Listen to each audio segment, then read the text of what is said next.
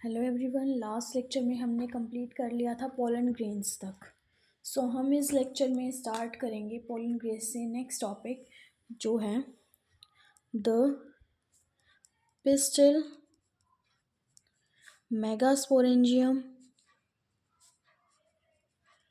Megasporangium यानी कि ovule and embryo sac. जैसा कि आपको पता है इस लेक्चर में हम एनसीईआरटी के हर एक टॉपिक को कवर करेंगे, वो भी डिटेल में।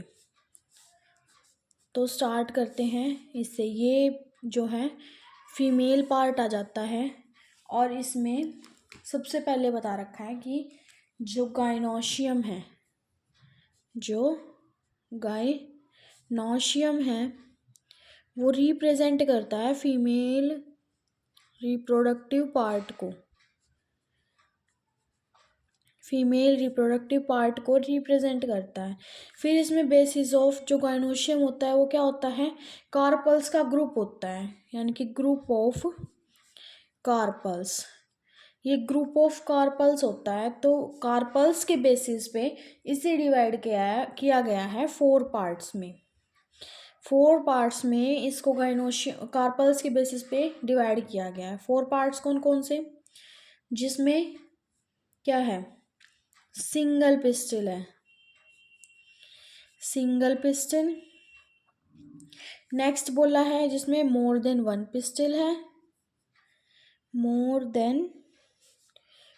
पिस्टल। थर्ड केस बोला है मोर देन वन है पिस्टल्स, बट वो क्या है, एक दूसरे के साथ फ्यूज्ड हैं, यानी कि इस केस में क्या है, फ्यूज्ड पिस्टल्स।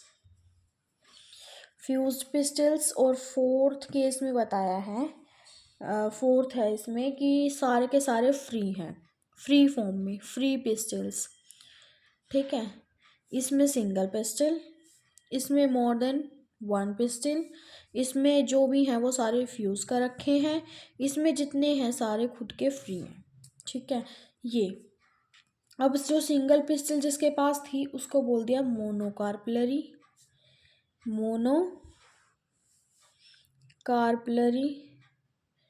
जिसके पास मोर देन वन थे उसको बोल दिया मल्टीकार्पलरी। और जिसके पास फ्यूज्ड थे सिन कार्पस, मतलब कि सिन का मतलब होता है फ्यूज फॉर्म में होना, यानी कि सिन कार्पस। और जो जिसके पास फ्री फॉर्म में पिस्टल्स है उसको क्या बोल दिया, एपोकार्पस। अब फीमेल रिप्रोडक्टिव पार्ट का स्ट्रक्चर दिखा रखा है। स्ट्रक्चर यहाँ पे देखेंगे। स्ट्रक्चर में क्या है, सबसे ऊपर ऐसे ये स्टिग्मा, इलोंगेटेड पार्ट है स्टाइल, और बेसल में क्या है, ओवरी है। ये है स्टिग्मा को लैंडिंग प्लेटफॉर्म भी बोलते हैं हम, लैंडिंग प्लेटफॉर्म। ये स्टाइल है एंड बेसल में ओवरी है। ओवरी के अंदर क्या है, जो ओवरी की कैविटी है अंदर से, ओवरी की कैविटी को बोलते हैं ओवरियन कैविटी, यानी कि लोक्यूल। ठीक है, और लोक्यूल के अंदर क्या है, ऐसे ओव्यूल्स अरेंज हैं।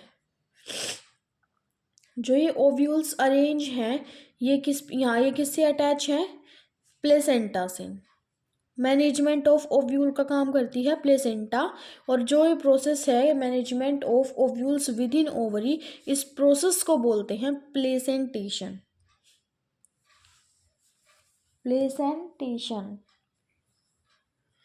इसके बाद आता है जो मैगोस्पोरेंजिया, वो कहाँ से अराइज होते हैं, प्लेसेंटा से अराइज होते हैं।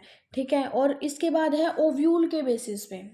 ठीक है, ओव्यूल के बेसिस पे, जिसके अंदर क्या है, नंबर ऑफ ओव्यूल्स के बेसिस पे अगर हम डिवाइड करें, नंबर ऑफ ओव्यूल्स के बेसिस पे अगर हम डिवाइड करें तो 2 पार्ट में हम इसको डिवाइड कर सकते हैं। एक होता है जिसके अंदर 1 ओव्यूल प्रेजेंट होता है, एक है जिसके अंदर मैनी ओव्यूल्स प्रेजेंट होते हैं। 1 ओव्यूल प्रेजेंट होने का एग्जांपल होता है व्हीट, पैडी एंड मैंगो। और इसमें आ जाते हैं जिसके अंदर बहुत सारे प्रेजेंट होते हैं, पपाया, वाटरमेलन, वाटरमेलन को काटा है, वाटरमेलन को काट के देखते हैं जब हम गर्मियों में, तो क्या होता है उसमें, वाटरमेलन के अंदर बहुत सारे क्या होते हैं, सीड्स प्रेजेंट होते हैं तो वो उसके ओव्यूल्स होते हैं, तो वो मोर देन बहुत सारे होते हैं उसके अंदर, तो इसीलिए इसको मैनी ओव्यूल्स की कैटेगरी के अंदर रखा गया है। इसके बाद ओव्यूल्स के बारे में हमने यहाँ पे डिस्कस कर लिया। अब हम पढ़ेंगे स्ट्रक्चर ऑफ ओव्यूल के बारे में। स्ट्रक्चर ऑफ ओव्यूल के बारे में, स्ट्रक्चर ऑफ ओव्यूल के बारे में सबसे पहले हम ड्रॉ कर लेते हैं स्ट्रक्चर ओव्यूल का, उसके बाद हम डिस्कस करेंगे स्ट्रक्चर ऑफ ओव्यूल के बारे में। कुछ इस तरीके का होता है स्ट्रक्चर ऑफ ओव्यूल। यहाँ से ये स्टार्ट होता है, उसके बाद यहाँ से ये इंटेगुमेंट्स बन जाते हैं ऐसे, ये स्टोक होती है, ठीक है, और इसके बाद यहाँ पे माइक्रोपाइलर एंड दिखाना होता है हमें, हाइलम रीजन दिखाना होता है, ये सब, ये न्यूसेलस के अंदर एम्ब्रियो। अब इसके अंदर मैं एक एक को डिफाइन करती हूँ क्या कौन से क्या होते हैं, ठीक है। सबसे पहला होता है ovule is a small structure. Ovule का स्मॉल स्ट्रक्चर होता है जो किससे अटैच होता है, प्लेसेंटा से। जब ये प्लेसेंटा से अटैच होता है इधर से, ठीक है, तो ये स्टोक है जो इसके बाहर, ये प्लेसेंटा से ऐसे अटैच है, तो जो स्टक है जो प्लेसेंटा से अटैच है उस स्टोक को हम बोलते हैं फ्यूनिकल। इनके नेम याद रखना, डायग्राम में पूछे जा सकते हैं, इंपॉर्टेंट है ओव्यूल का डायग्राम, इसको बोलते हैं फ्यूनिकल। इसके बाद क्या है, जो बॉडी ऑफ ओव्यूल है फ्यूजेस विद फ्यूनिकल, जिससे ओव्यूल की बॉडी फ्यूनिकल से फ्यूज कर रही है, उस रीजन को बोलते हैं, यानी कि इस रीजन को क्या बोलते हैं, हाइलम बोलते हैं, हाइलम। इसके बाद है जो जंक्शन है हाइलम और किसके, ओव्यूल और फ्यूनिकल के बीच का, यानी कि उसको हाइलम बोल दिया। इसके बाद है ईच ओव्यूल हैज़, ये 2 लेयर्स प्रेजेंट होती हैं इसके अंदर, इसको बोलते हैं आउटर इंटेगुमेंट्स और इसको बोलते हैं इनर इंटेगुमेंट्स, ठीक है। आउटर इनर इंटेगुमेंट्स बोलते हैं, इन दोनों का काम प्रोटेक्शन का होता है, ठीक है, इतना समझ आया। इसके बाद है जो ऊपर की साइड जहाँ पे फ्यूनिकल और ये सब प्रेजेंट होते हैं, वो एंड होता है, छोटी सी ओपनिंग होती है इधर, इसको बोलते हैं माइक्रोपाइल। और माइक्रोपाइल के जस्ट अपोजिट एंड पे, इधर अपोजिट एंड पे होता है चलाजल एंड, चलाजल एंड, जो कि बेसल पार्ट ऑफ ओव्यूल के अंदर आ जाता है। इसके बाद हमने इतना पढ़ लिया। इसके बाद हमने इसके अंदर का देखेंगे, प्रोटेक्टिव हो गए। इसके अंदर ये क्या है, मास ऑफ सेल्स प्रेजेंट है, यहाँ पे बहुत सारे ऐसे सेल्स प्रेजेंट है, न्यूसेलस बोलते हैं इसको। और न्यूसेलस का काम क्या होता है, ये न्यूट्रिशन प्रोवाइड करता है डेवलपिंग एम्ब्रियो को। ये एम्ब्रियो है, जब ये डेवलप करता है तो ये जो बाहर का है ये डीजनरेट हो जाता है और इसको न्यूट्रिशन देने के लिए, और ये साइज़ में बड़ा होता चला जाता है और ये साइज़ में छोटा होता चला जाएगा क्योंकि डीजनरेट हो गए, इसको न्यूट्रिशन देगा। एक तरह से इसका काम न्यूट्रिएंट प्रोवाइड करना होता है। इसके अंदर बहुत सारा फूड रिजर्व होता है इस एम्ब्रियो के लिए, ठीक है। इसके बाद है एम्ब्रियो क्या है, फीमेल गैमेटोफाइट है। इसके बाद प्रोसेस पढ़ेंगे मेगास्पोरोजेनेसिस की, कि कैसे मेगास्पोर्स बनते हैं। मेगास्पोर्स कैसे बनते हैं यहाँ पे देखेंगे, मेगास्पोरोजेनेसिस, मेगास्पोरोजेनेसिस, मेगास्पोरोजेनेसिस में आ जाता है formation of megaspores.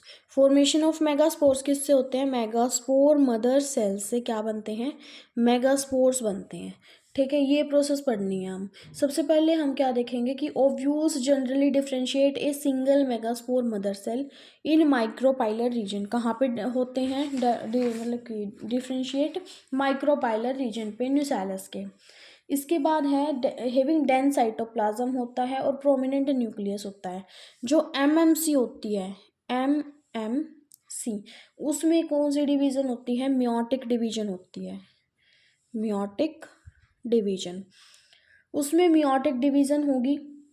Meiotic division होने से क्या होगा, मियोटिक डिवीज़न जब होगी तो उसकी इम्पोर्टेंस क्या है, meiosis result in the production of megaspore. तो क्या बन जाएंगे मियोटिक डिवीजन से, मेगास्पोर्स बन जाएंगे। ठीक है, अब स्ट्रक्चर की बात करते हैं फीमेल गैमेटोफाइट के। इसको हम एनसीईआरटी से समझेंगे और डायग्रामेटिकली इसमें मैं एनसीईआरटी को रीड कर रही हूँ, तो आप अपनी अपनी एनसीईआरटी अपने सामने खोल लो और लाइन टू लाइन उसको समझेंगे, मैं आपको यहाँ पे समझाऊंगी। इसके बाद है female gametophyte. In A majority of flowering plants one of the megaspore is functional. क्या होता है फ्लावरिंग प्लांट्स में, उसमें से एक जो होता है मेगास्पोर्स। सबसे पहले स्टार्टिंग से देखते हैं, देखो क्या है, ये है, ठीक है, मेगास्पोर मदर सेल, ठीक है, इसके अंदर ये है न्यूक्लियस और आउटर पे भी ऐसे ऐसे सेल्स प्रेजेंट हैं, यहीं पे बता देती हूँ मैं तुमको, ठीक है, एनसीईआरटी का ही डायग्राम है ये। इसके अंदर ऐसे ऐसे, इनके अंदर भी ऐसे सेल्स प्रेजेंट हैं, ठीक है। उसके बाद ये क्या है हमारी, ये पूरी बड़ी है जो अंदर, ये है पूरी MMC यानी कि मेगास्पोर मदर सेल, और ये है इसका माइक्रोपाइलर एंड, और ये जो है इसके बाहर ये सारा क्या है, न्यूसेलस जो फूड प्रोवाइड करेगा, ठीक है। इसके अंदर कौन सी डिवीजन हुई थी, मियोटिक डिवीजन, मियोटिक डिवीजन हुई और ये दो सेल्स में डिवाइड होगी, पहले एक थी, एक यहाँ पे और एक नीचे, ऐसे दो सेल्स बन गई, ये बाहर सेल्स सब एज इट इज रहेगा। इसके बाद फर्दर डिवीजन हुई, उसके बाद क्या बन गई, 4 सेल बन गई। कितनी सेल बनी, 4, 1 से 2, 2 से 4, 4 सेल बन गई। जो 4 सेल बनेंगी उनको क्या बोलेंगे हम चारों को, माइक्रोस्पोर टेट्राड, ठीक है, माइक्रोस्पोर टेट्राड बोलेंगे। अब 4 सेल्स बन गई हैं, इनमें से एक सेल कोई भी जो है साइज में बड़ी होगी, जो फर्दर काम करेगी किसका, मदर सेल का, साइज में बड़ी होगी वो बचेगी, बाकी जो तीनों छोटी सेल्स होंगी डीजनरेट हो जाएंगी और काम करेंगी न्यूसेलस का, मतलब कि तीनों डीजनरेट होके बड़े वाली सेल को क्या प्रोवाइड करेंगी, न्यूट्रिशन प्रोवाइड करेंगी आगे डेवलप होने में। फिर क्या होगा, एक एक न्यूक्लियस आ गया हमारे पास, अब इसमें होगा यहाँ पे, इसके बाद इसमें 2 में होगा, ये 2 बन जाएंगे, ठीक है, 2 से 2 उधर हो गए, 2 इधर, 4 हो गए, 2 से 4, फिर 4 से कौन सी स्टेज आएगी, 8 सेल वाली आएगी, 1 2 3 4 5 6 7 8, ठीक है। 8 सेल स्टेज आने पर क्या होगा, उसके बाद इसमें साइटोकाइनेसिस स्टार्ट होगी कुछ सेल्स पे, मतलब कि सेल वॉल अपीयर होना स्टार्ट होगी। वो कैसे होगी, देखो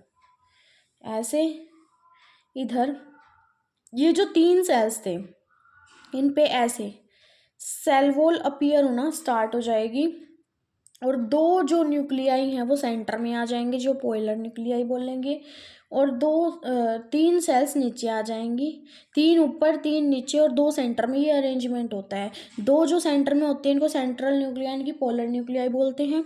ऊपर कौन सा एंड था, माइक्रोपाइलर एंड था, तो नीचे कौन से हो जाएंगी, चालाज़ाइल एंड। चालाज़ाइल एंड की तरफ कौन सी हैं 3 सेल्स, इनको बोलते हैं एंटीपोडल सेल्स, एंटीपोडल सेल्स। और जो ऊपर होती है उसमें से एक होती है एग सेल और 2 होती हैं सिनर्जिड सेल्स, ठीक है। इसके बाद इनकी अरेंजमेंट कैसे हो जाती है, सेल वॉल अपीयरिंग स्टार्ट हो जाती है और लास्ट में हमारा स्ट्रक्चर बनता है कुछ ऐसा, ठीक है।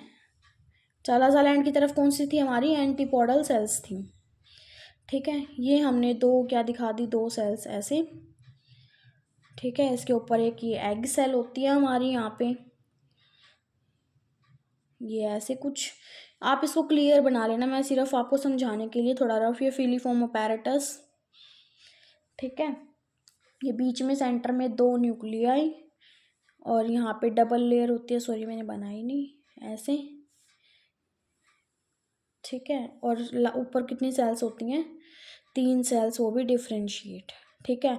3 सेल्स, ये चालाज़ाइल है इधर, यानी कि एंटीपोडल सेल्स। बुक में एनसीईआरटी में उल्टा दिखाया गया है डायग्राम, एंटीपोडल चालाज़ाइल एंड को ऊपर दिखाया गया है, नीचे दिखाया गया है माइक्रोपाइलर एंड को, माइक्रोपाइलर एंड है, ये एग सेल है, ठीक है। ये दोनों सिनर्जिड्स हैं,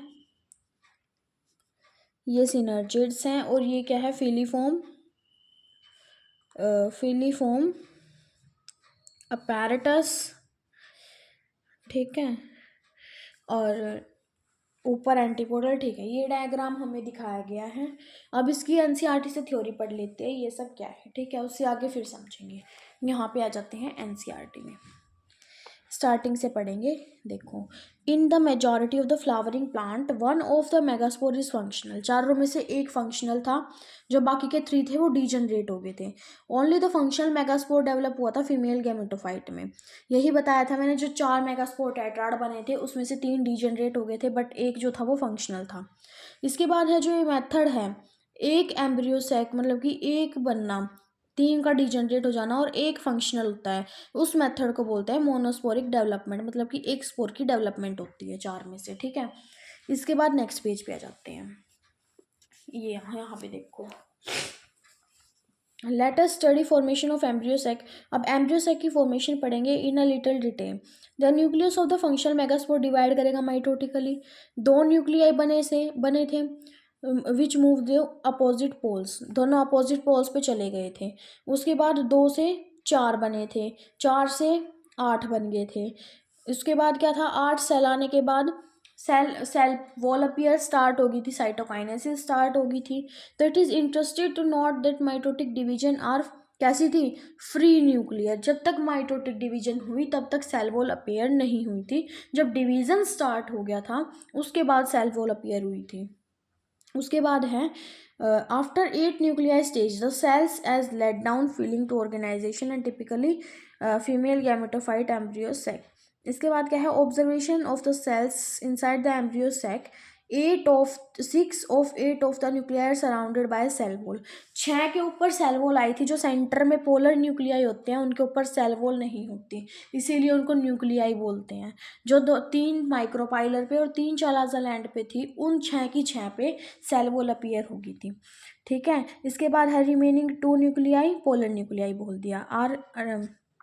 क्या है, are situated below the egg apparatus in the large central cell. There is a characteristic distribution of the cells within the embryo sac. 3 cells are grouped together at the micropylar end. 3 cell कहाँ थी, micropylar and पे थी। And constitute the egg apparatus, और मिलके क्या बनाया था, egg apparatus बना लिया था। The egg apparatus in turn consist of 2 synergids and 1 egg cell. अब एग अपैरेटस के अंदर क्या थी, 2 सिनर्जिड सेल्स थी और एक एग सेल थी। The synergid have special cellular thickenings at the micropylar end filiform apparatus present थे सिनर्जिड्स के नीचे की तरफ, which play an important role in guiding pollen tubes. अब यहाँ पे क्या दे रखा है हमें, सिनर्जिड सेल्स का वर्क दे रखा है। क्या होता है सिनर्जिड सेल्स का वर्क, वो गाइड करती है पोलन ट्यूब को। 3 cells are at the chalazal end are the antipodals. जो चलाजल एंड की तरफ तीनों सेल्स थी उनको क्या बोला था, एंटीपोडल सेल्स बोला था। The large central cell as mentioned earlier has 2 polar nuclei. A typical angiosperm embryo sac last में क्या बन जाती है हमारे पास condition, 8 nucleate is 7 celled. 8 nucleus 7 celled बन जाती है। ये बहुत ही इंपॉर्टेंट है बात, ये नीट में हर बार ही पूछा जाता है क्वेश्चन कि मैच्योर एम्ब्रियो सैक में क्या कंडीशन होती है, क्या होता है 8 न्यूक्लिएट होता है वो और 7 सेल्ड होता है, ठीक है। इसके बाद पॉलिनेशन स्टार्ट करते हैं। पॉलिनेशन में क्या होता है, सबसे पहले पॉलिनेशन की डेफिनेशन क्या होती है। पॉलिनेशन क्या होता है, pollination is the mechanism to achieve this objective transfer of pollen grains, ठीक है। पोलन ग्रेन्स का ट्रांसफ़र होना जब वो एंथर से शेड हो चुके हों, एंथर से पोलन ग्रेन शेड हो गए, अब उनका ट्रांसफ़र होगा कहाँ पे, स्टिग्मा पे। मैंने बताया था स्टिग्मा जो है लैंडिंग प्लेटफॉर्म होता है। वो लैंडिंग प्लेटफॉर्म किसके लिए होता है, वो लैंडिंग प्लेटफॉर्म पोलन ग्रेन्स के लिए ही होता है। पोलन ग्रेन्स लैंड करते हैं वहाँ पे आके। To the stigma of a pistil is termed as pollination. इसी प्रोसेस को बोलते हैं पॉलिनेशन, ठीक है। अब होते हैं काइंड्स ऑफ पॉलिनेशन। इसको मैं कॉपी पे समझाती हूँ, आपको अच्छे से समझ आ जाएगा, ठीक है। ये 1 सेकेंड, आपको अच्छे से समझ आएगा। यहाँ पे देखिए, इधर यहाँ से स्टार्ट करते हैं, ठीक है। पॉलिनेशन ये क्या है, 2 फ्लावर्स हैं। यहाँ पे ये एंथर है, ठीक है। इसके एंथर क्या था, बायलोब था, ये फिलामेंट था। यहाँ से शेड हो गई क्या, पोलन ग्रेन्स, ठीक है। पोलन ग्रेन्स शेड हो गए यानी कि झड़ गए, एंथर डिहाइस हुआ और पोलन ग्रेन्स, एंथर फटा और पोलन ग्रेन्स बाहर आ गए। अब पोलन ग्रेन्स कहाँ जाएंगे? जो फीमेल फ्लावर है उसके कहाँ पे जाएंगे? स्टिग्मा पे। ये स्टिग्मा, स्टाइल एंड ओवरी, ठीक है, यहाँ पे चले जाएंगे ये पोलन ग्रेन्स आगे, ठीक है। जो ये प्रोसेस है इन पोलन ग्रेन्स की यहाँ पे ट्रांसफ़र होना स्टिग्मा पे, इस प्रोसेस को बोलते हैं पॉलिनेशन। अब जो पॉलिनेशन है वो 3 टाइप्स की होती है। यहाँ पे आने के बाद क्या होगा, इसमें ये यहाँ से पोलन ट्यूब जनरेट होगी, पोलन ट्यूब का साइज़ बड़ा होगा, 2 मेल गैमेट्स चलते हैं पोलन ट्यूब के अंदर, ठीक है। वो मेल गैमेट्स यहाँ पे हमारे सिनर्जिड्स एग सेल प्रेजेंट है, ओवरी के अंदर एंटर करेंगे, ओव्यूल के अंदर करेंगे, उसके बाद एग सेल के साथ फ्यूज करेंगे। वो ऐसी प्रोसेस होती है हमारी ये। कुछ फर्टिलाइजेशन की, पॉलिनेशन पढ़ रहे हैं हम तो उस पर ध्यान देते हैं। जो पॉलिनेशन है वो कितने टाइप्स की होती है? 3 टाइप्स की होती है। फर्स्ट होती है ऑटोगैमी। ऑटोगैमी, ऑटोगैमी के अंदर क्या होता है? ऑटोगैमी में क्या होता है? सेम फ्लावर के अंदर एक ही फ्लावर है, उसी के अंदर फीमेल पार्ट भी प्रेजेंट है और मेल पार्ट भी प्रेजेंट है, यानी कि वहीं से तो पोलन ग्रेन्स रिलीज होंगे और वहीं पे फर्टिलाइजेशन हो जाएगी, ऐसा कुछ होता है। ऑटोगैमी में क्या होता है? जब हमारा क्या होगा, पोलन रिलीज होते हैं, पोलन रिलीज होंगे, सेम उसी टाइम पे हमारा स्टिग्मा रिसेप्टिविटी शो करेगा, ठीक है। रिसेप्टिविटी क्या होता है? मतलब कि जब भी एकदम से पोलन रिलीज हुए तभी स्टिग्मा भी रिसेप्टिव होगा कि हाँ जल्दी से आ जाए और फर्टिलाइजेशन स्टार्ट करे। ये नहीं है कि पोलन ग्रेन्स आ रहे हैं और स्टिग्मा ऐसे ही बैठा हुआ है कि भाई बाद में रिसेप्टिविटी शो करेंगे, अभी नहीं, तो उनकी जो मतलब कि टाइम लिमिट होती है तो वो ख़त्म हो जाती है, ऐसा कुछ होता है इसमें, ठीक है।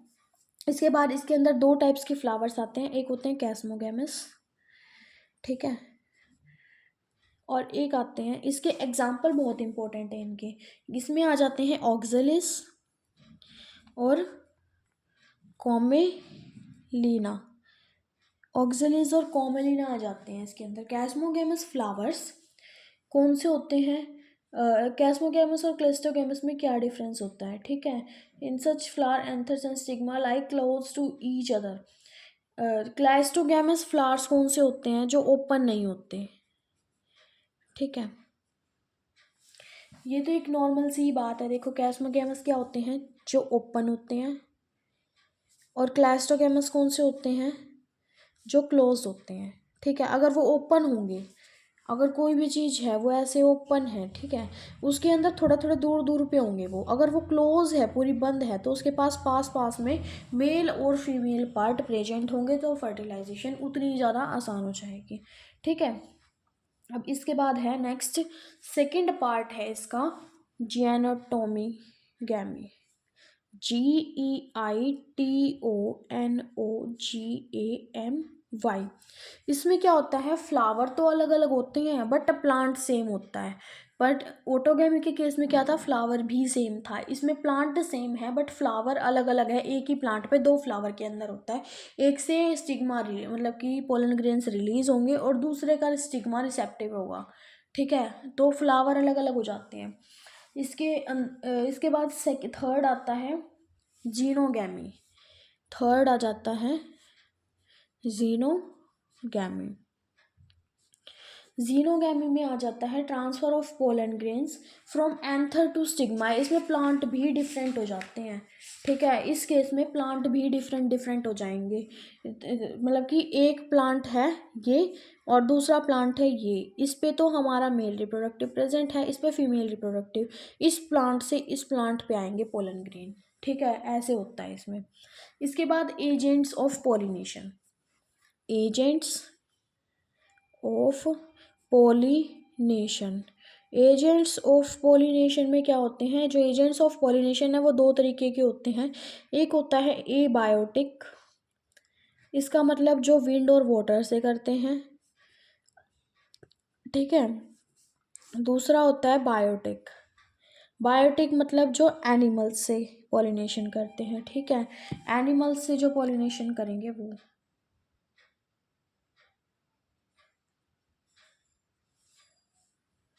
इसके बाद नेक्स्ट आता है, मेजॉरिटी ऑफ प्लांट्स जो है वो बायोटिक से ही करते हैं।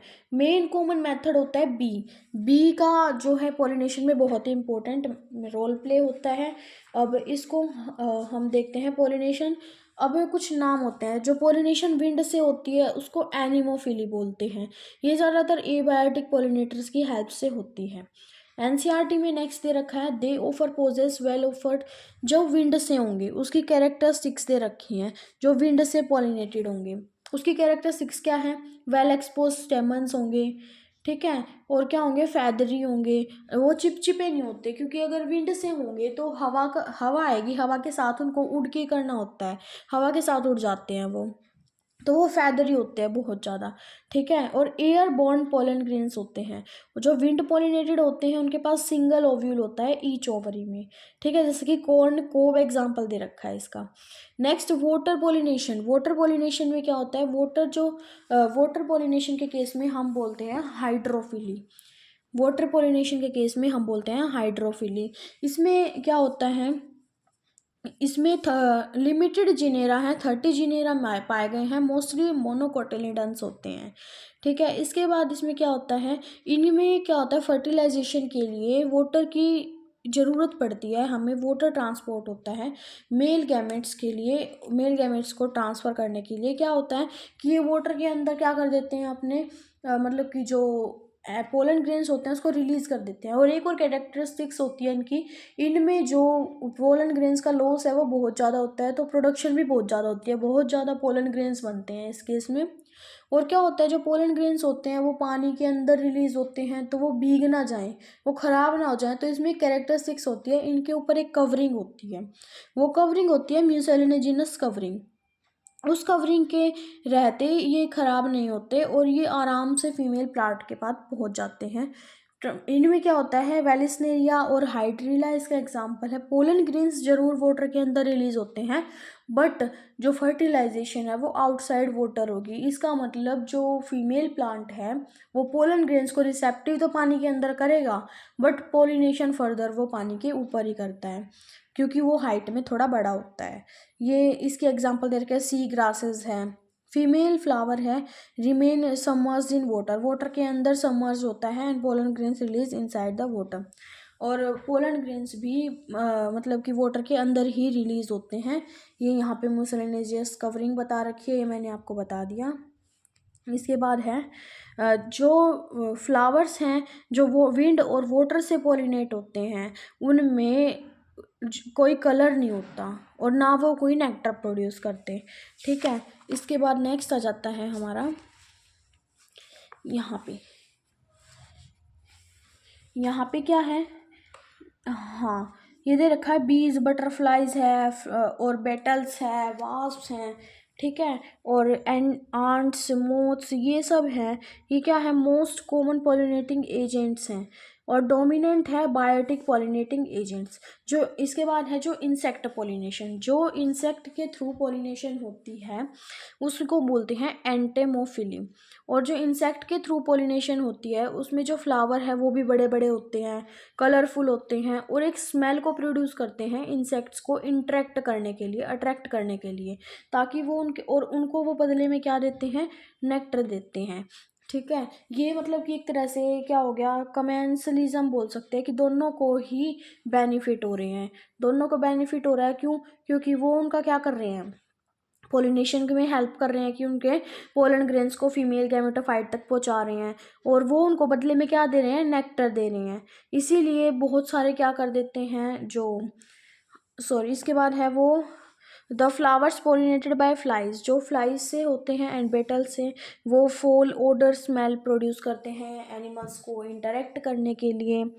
इसके बाद है, और इसको फ्लोरल रिवार्ड्स भी बोलते हैं, फ्लोरल रिवार्ड्स देता है कोई कोई, ठीक है। और फ्लावर्स जो है स्टिकी होते हैं ताकि एनिमल उन पे आके चिपक जाए और जो पोलन ग्रेन्स है वो उनके ऊपर चिपक जाए स्टिकी होने की वजह से, और वो जब दूसरे प्लांट पे जाके बैठे तो वो वहाँ पे उसको रिलीज़ कर दे, ठीक है। यहाँ पे एक बहुत ही इंपॉर्टेंट एग्जाम्पल दे रखा है, ये कई बार पूछा जाता है। ये रहा, क्या है, एक टोलेस्ट फ्लावर है एमोर्फोफैलस। जिसकी हाइट कितनी है 6 फीट है। और एक रिलेशनशिप भी बताई गई है मोथ और यूका प्लांट के ऊपर।